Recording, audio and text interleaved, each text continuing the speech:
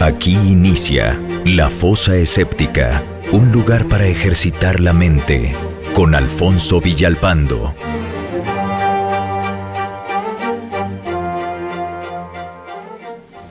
Los creyentes basados en la Biblia y lo que ese librito dice de Dios, afirman que el hombre tiene libre albedrío o libertad de decisión en todos los aspectos de la vida, entre ellos rechazar a Dios y sufrir el merecido y eterno castigo por equivocarse a la hora de elegir.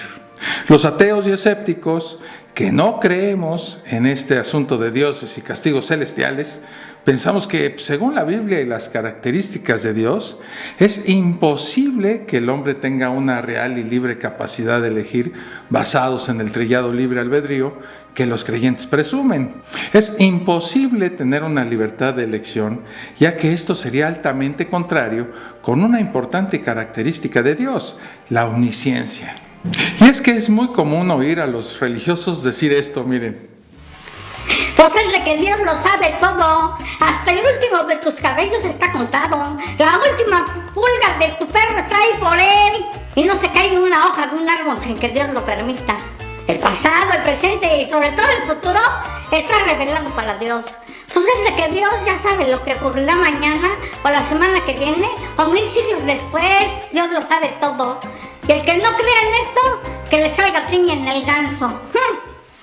Según los religiosos, Dios es omnisciente y basándonos en esta característica divina, pues es imposible y totalmente contradictorio afirmar que tenemos libre albedrío y al mismo tiempo también sostener que Dios es omnisciente y sabe nuestro futuro. Al conocer Dios lo que nos pasará mañana, significa que de alguna manera nuestro destino ya está escrito y que lo cumpliremos pase lo que pase, ya que es voluntad divina. No podemos ir en contra de los designios de Dios, ¿verdad? Y su divina voluntad nos alcanzará, hagamos lo que hagamos. Y esto no es libre albedrío. Afirmar que tenemos libertad de elección sería admitir que Dios desconoce si optaremos por la opción A o por la opción B. Y al insinuar que Dios desconoce algo, se pierde su cualidad de omnisciencia. Así que los religiosos tienen un gran problema. Deben elegir entre el libre albedrío o un Dios omnisciente. Lamentablemente, las dos opciones son en esencia incompatibles entre sí. O sea, que los religiosos no pueden elegir las dos opciones, lo cual los debe de tener muy nerviosos. Las excusas y justificaciones cristianas para tratar de congeniar ambas posturas van desde lo ingenuamente absurdo hasta lo completamente incoherente. Las excusas que he escuchado al respecto son muy pintorescas e interesantes. Y las maromas que deben ejecutar para tratar de entender esto, de verdad que me causan mucha risa. Miren. Es de que Dios conoce tu futuro, pero tú no. La verdad es que en realidad Dios conoce el futuro, pero hace como que no lo conoce. Eso es algo muy complejo para que nosotros, simples mortales, lo podamos entender. Insisto, las excusas de algunos son tan enmarañadas que casi podemos ver cómo se tropiezan y caen al piso. Con el conocimiento de Dios, claro. Otra extraña explicación que algunos desesperados cristianos manejan en este caso es que Dios sabe todos sus posibles futuros, basados en las múltiples decisiones que tomes, lo cual prácticamente es no decir nada. Es decir que tú como ser humano tienes libre albedrío y Dios lo sabe como una de las miles de millones de probables elecciones que tú hagas. Eso significa algo así como sí lo sabe, pero al mismo tiempo no lo sabe. Sería interesante que hicieran una película de ciencia ficción basada en ese argumento tan alocado, ¿no? Bueno, el caso es que solo hay dos posibilidades obvias y evidentes. La primera es que somos libres, tenemos libre albedrío y podemos tomar decisiones de forma completamente abierta y sin intervención divina, lo que traería como consecuencia que Dios no interviene ni conoce lo que decidiremos.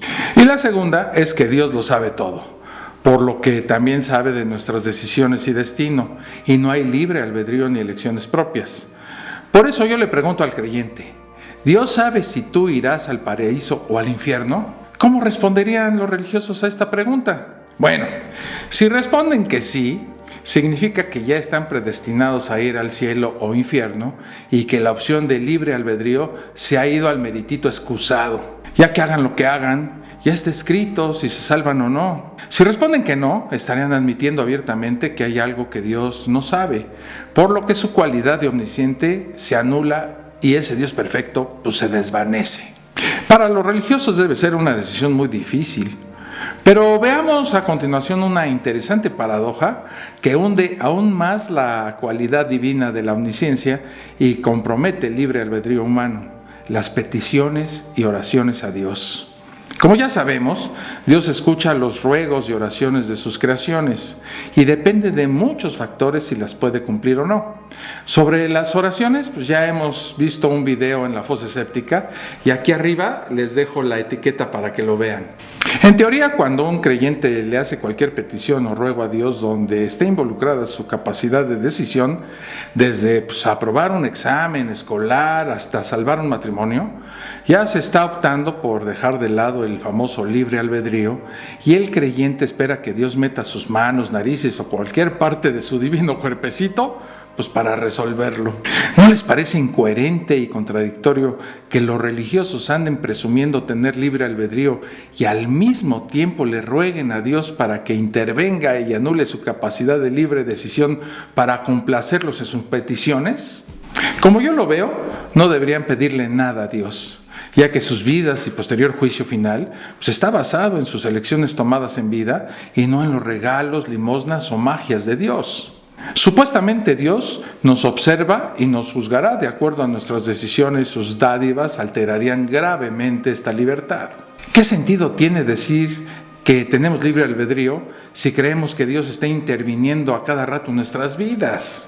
Y al final puede que caigan en cuenta que una vida basada en las decisiones propias y bajo la responsabilidad de su comportamiento, sin la intervención de Dios cambiando y alterando sus opciones, es casi exactamente al tipo de vida que lleva un ateo que no cree en dioses y que confía en sí mismo y en su potencial, sin esperar mendrugos y migajas de dioses.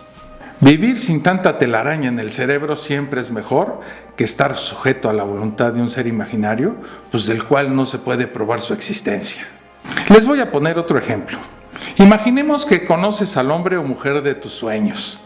Entre los dos, superan con éxito, pero con mucho esfuerzo y dedicación, todos los obstáculos que surgen al construir una relación estable. Deciden casarse. Y de pie frente al sacerdote, escuchan que este señor les dice así: Hermanos, estamos aquí reunidos para ser testigos de la unión en sagrado matrimonio de estas dos personas. Estoy seguro que estas dos almas fieles que han cumplido el plan que Dios les tenía preparado vivirán felices por siempre. A ver, espérenme un segundo. ¿Cómo que el plan que Dios les tenía preparado? ¿Acaso no escogieron a su pareja ejerciendo su libre albedrío? ¿Dios sabe lo que vas a hacer antes de que lo hagas? Si la respuesta es afirmativa, entonces, ¿cómo se puede ser libre bajo esas circunstancias? Claramente hay una contradicción aquí. O existe un Dios que sabe todo lo que vas a hacer y por lo tanto no eres libre para cambiar el plan divino, o tienes libre albedrío, lo que significa que Dios no es omnipotente ni omnipresente y mucho menos omnisciente, porque no sabe lo que harás a continuación. Si en verdad somos libres, Dios no podría saber nuestro futuro, ya que este sería impredecible. Entonces no existiría una cosa como el plan de Dios. El libre albedrío es incompatible con la noción de un plan divino. Es imposible que existan ambos. Si elegimos creer que tenemos libertad y existe libre albedrío, sería contradictorio creer que también existe un Dios todopoderoso capaz de observar el tiempo como otra dimensión más. Esto nos lo va a explicar claramente nuestro asesor científico, el doctor Larry Cañonga.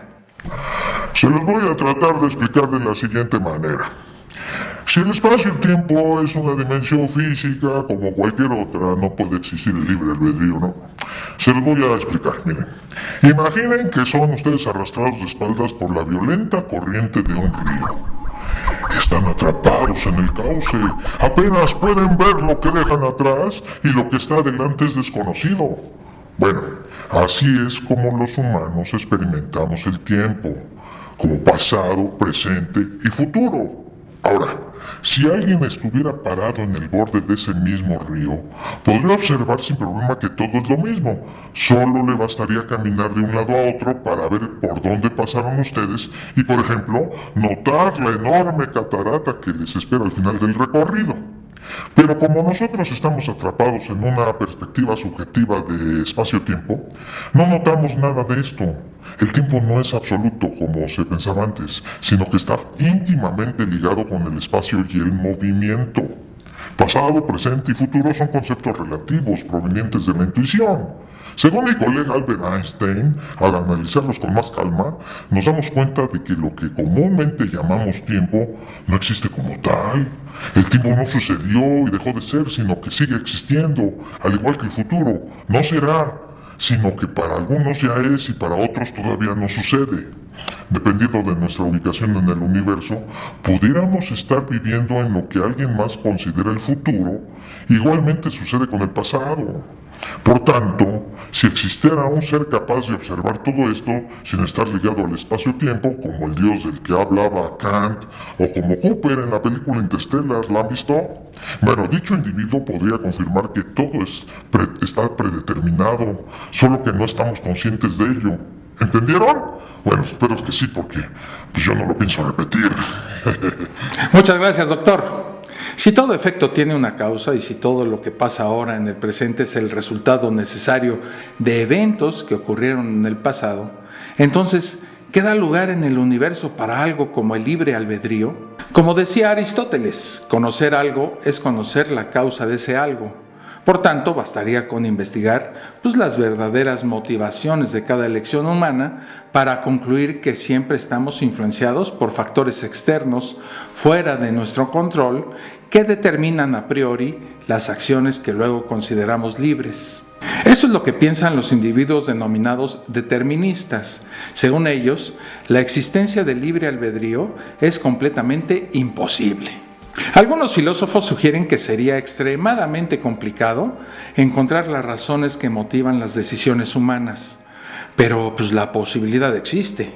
Quizás llegue el día en que podamos usar la tecnología para rastrear los eventos que nos llevaron a realizar tal o cual acción perjudicial. Guiándonos solo por el principio inquebrantable de causa y efecto, no vemos cómo podría existir una libertad que rompa con las leyes físicas que rigen el universo.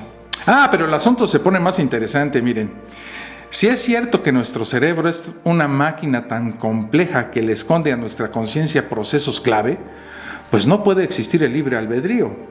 Apuesto que mientras ustedes miran este video, no están preocupados por seguir respirando, por regular la temperatura de su cuerpo, por parpadear lo suficiente para que sus ojos no se resequen, o por asegurarse de que la sangre necesaria llegue a sus músculos, para que puedan moverse con normalidad. De todos estos procesos se encarga nuestro cerebro y ni siquiera somos conscientes de que suceden constantemente. Siguiendo este argumento, ¿pueden existir más procesos que nuestro cerebro esté realizando y que nosotros no nos demos cuenta en lo absoluto? Sin duda, una interesante pregunta, ¿verdad? El director del Instituto Max Planck de Investigación Cerebral, Wolf Singer, argumenta que nuestro cerebro toma todas las decisiones que nosotros consideramos libres, basado en un complejo sistema que constantemente sopesa prioridades fisiológicas y elige acorde a estas. Al igual que sucede en todos los procesos biológicos anteriormente mencionados, no somos conscientes, ¿verdad?, de que nuestro cerebro se encuentra ideando nuestras acciones futuras. Solo nos sentimos libres porque racionalizamos lo que acabamos de hacer para que desde nuestra perspectiva tenga sentido y podamos pensar que somos responsables de nuestros actos.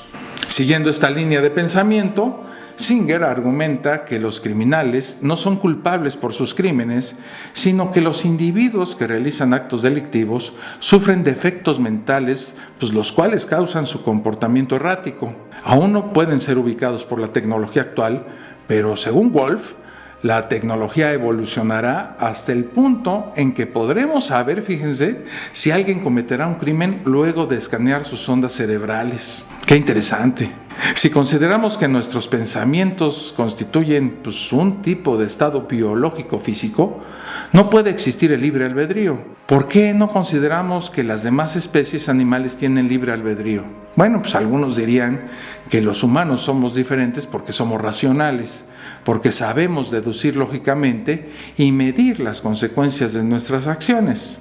Sin embargo, nuestro trasfondo biológico es el mismo. Así que si tomamos en cuenta que tanto los pensamientos de, un gato son estados biológicos, al igual que los nuestros, pues tanto nosotros como ese gato estamos tan determinados como todo lo demás en el mundo físico. Podemos encontrar pruebas de la causalidad determinista del universo en todas partes. Una pelota de béisbol vuela por el aire porque alguien la lanzó. La lluvia cae porque antes se condensó. Nuestros abuelos son viejos porque antes fueron jóvenes. ¿Por qué nuestras decisiones funcionarían de manera distinta? Hasta aquí este video. Suscríbete al canal y activa la campanita para que no te pierdas ningún contenido nuevo. Déjame por favor tus comentarios y participa en las discusiones sobre este tema. En la descripción de este video te dejo las ligas del grupo de Facebook. Únete a esta cada vez más grande comunidad atea. Hasta el próximo video. Un abrazo. Esto fue La Fosa Escéptica, un lugar para ejercitar la mente, con Alfonso Villalpando.